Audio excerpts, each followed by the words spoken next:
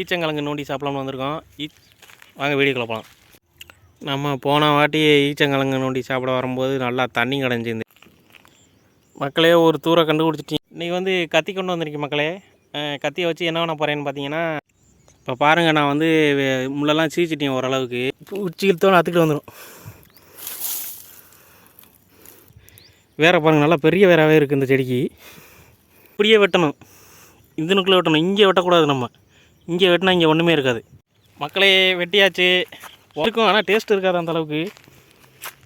காஞ்சி வறண்டு போச்சு எல்லாம். இந்த இடத்துலையும் உட்காந்து வெட்டி சாப்பிடுவாங்க. மக்களே நம்ம இடத்துக்கு வந்துட்டோம். ஆனால் பட்டம் முள்ளாக இருந்தாலும் பயங்கரமாக இருக்கும். பாருங்களே, இந்த கட்டை வந்து நம்ம வந்து லாஸ்ட்டாக அன்னாரி சர்பத்து போடும்போது வந்து முள் இருந்துட்டு போகுது, அது இருந்து போகுது, அது வெட்ட வெட்ட. மக்களே இங்கே பாருங்கள், வெட்டி எடுத்துட்டீங்க. இப்போ முக்கால்வாசி அந்த பூவுற டயத்தில் வந்து நம்ம வெட்டி எடுத்துருந்தோம்னா கிழங்கு நல்லாவே வந்திருக்கும். பாலையில் நிறைய கிழங்கு இருக்குது பாருங்கள் அப்படின்னு. ஆனால் இங்கே பாருங்கள், இஷ்டப்பட்டு வெட்டினதுக்கு கொஞ்சம் கூட இல்லை மக்களே. நுனியில் வேணால் முள் குத்திருச்சு கையில். அன்றைக்கி கிழங்கு அந்தளவுக்குலாம் ஒருத்து கிடையாது. ஏன்னு சொல்கிறேன், நான் சொல்கிற அந்த பட்டன்லாம் பொழந்து உள்ளேருந்து கிழங்கு ரெண்டாக பொழக்குதான்னு பார்ப்போம் ஃபஸ்ட்டு. அருவா நம்மகிட்ட அருவா. மக்களே இப்படி இருந்த இதை வெட்டி இப்படி ஆகி செம்மையாக இருக்கு மக்களே.